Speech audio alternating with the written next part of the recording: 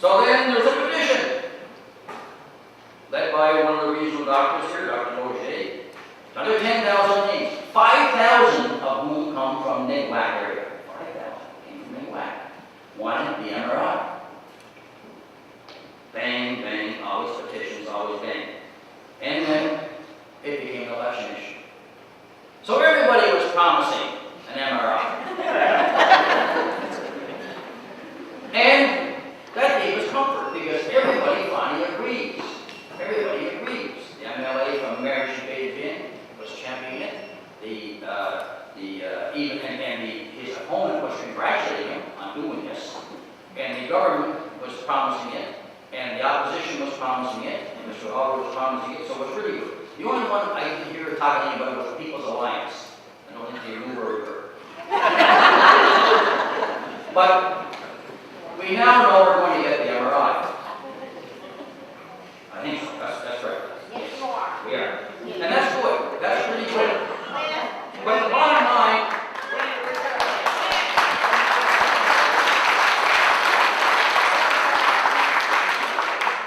Madam Minister, the MRI is not going to be as effective if the lights are out in the hospital.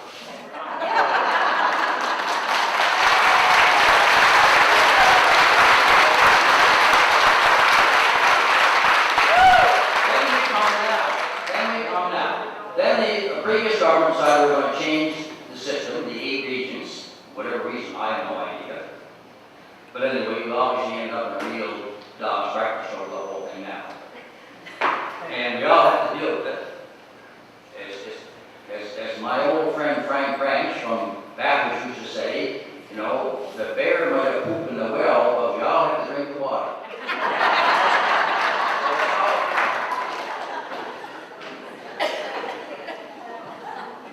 You represent him now.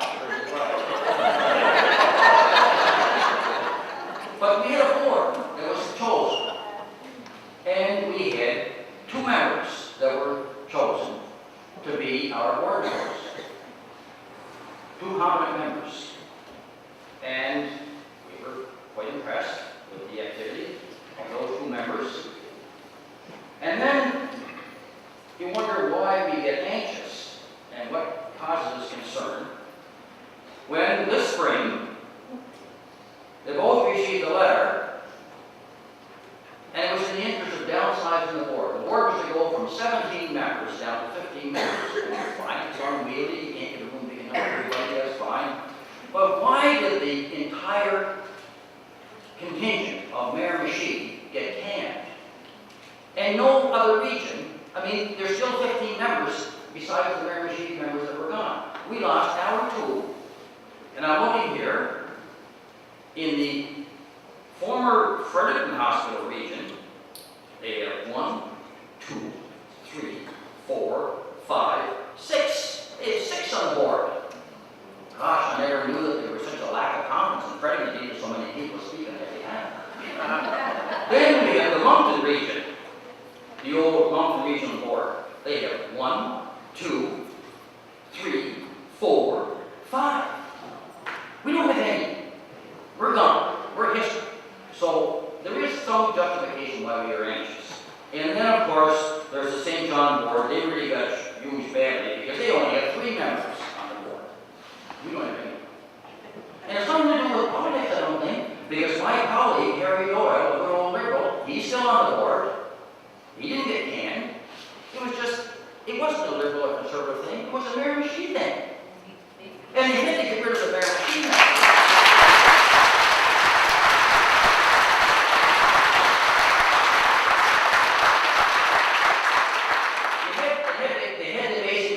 Cripple the Miramichi representation on the board before we could embark on this whole issue of what's going to become of our representation.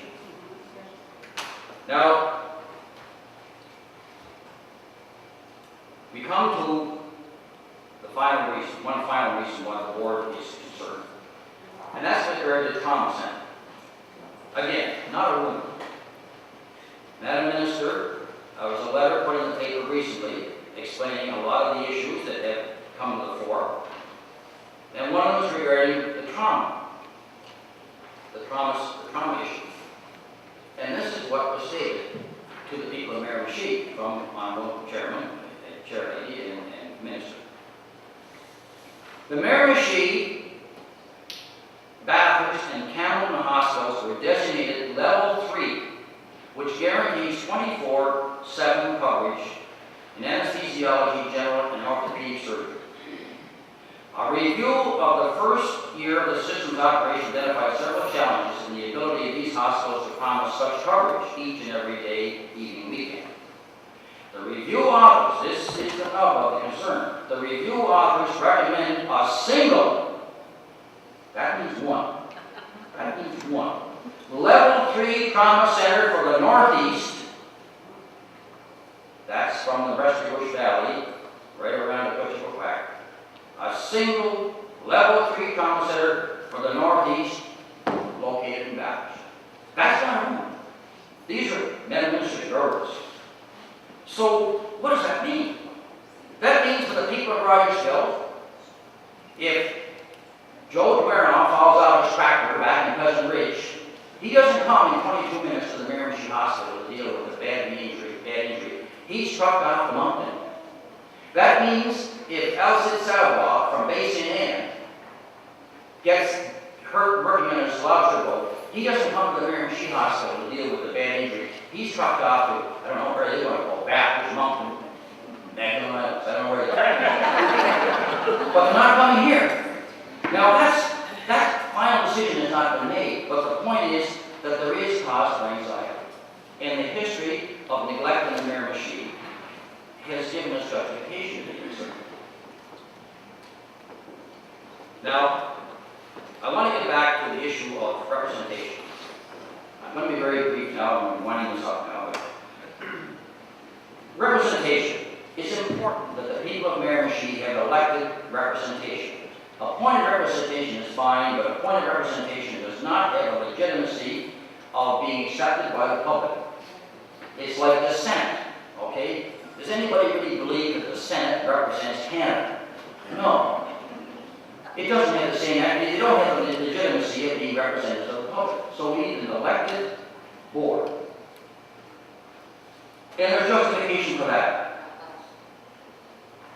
A few years ago, we had an elected board representing the public, and they exposed a major scandal in the Miramichi Hospital. A major scandal. To the credit, there were millions of dollars being stolen, there was a trial, it was traumatic, people went to prison, and the board thought that they did a good thing. But what did the government do in response after the board had unveiled all of this mischief? They fired the board. The board was fired. Gone. Naughty. Telling us about this stuff. Now we have to do this. Tell me what. We have to do an investigation. And then, after they were found guilty and they were sentenced and they had to repay $1 million, both governments, liberal and conservative, said, okay, forget about it. You can keep your money. Because they haven't paid. Only one is paid. The other two haven't paid. They owe hundreds and hundreds of thousands of dollars. Well, what did they do? They went after the money. They went after the city of Miramichi to pay for the investigation. That was a result of government incompetence for allowing this mission to go on for years and years and years. It was the board that uncovered this. Previous to that, there was another scandal in the Miramichi Hospital in the construction area. That was not discovered by the government. That was brought out by the Public Accounts Committee. And two local MLAs that brought this and made a motion that passed unanimously to have an investigation, discovered $3 million in overruns. When the report came out, the deputy minister resigned that day, the deputy minister responsible for the construction, and the minister was dismissed from cabinet, and hundreds of thousands of dollars had to be repaid. That was a result of elected people who brought this up. So we need elected people who are attuned to this, not government bureaucrats. Here we have, and I don't know where this guy came from, but I'm posing these comments. This Dr. Hubert Dupuy. Now, he has some interesting statements, but his statements should cause alarm to others. He states, and he's a central figure in all of this. He states that he validates Senate Day's recommendations did not stem from any consultations with presidents in the above-mentioned meetings. Not Saint-Sanan, not Saint-Chanois de Champlain, not the Beausoleil, not the village of Niguac, or the city of Miramichi, or the village of Rogersville, or the Kennedy Basin Inn. Like, where only Moses was able to get something from a burning bush. So where did they get this?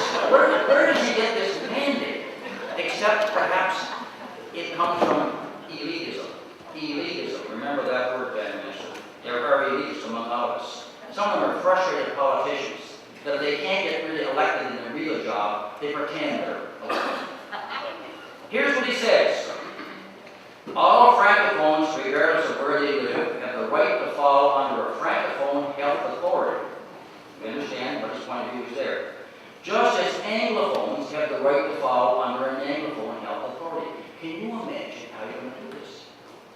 The English people in Bathurst are not going to be served by Vitality administration. The English people in Dalhousie, the English people in Salmon River, Salmon Beach, the English people in Big River, the English people that are in Appleville, or Campbell, or Tavis and Tack, or Quack.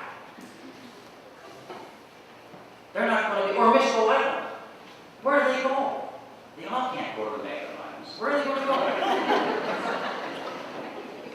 This will basically cripple health care all over the province. You've got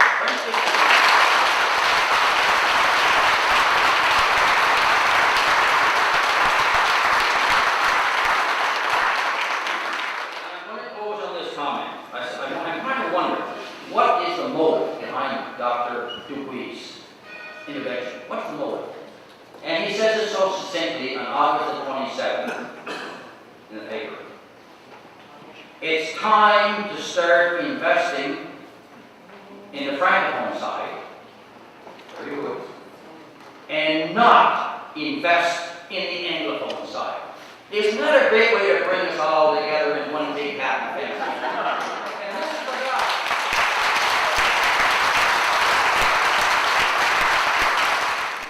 The people here are very, very anxious.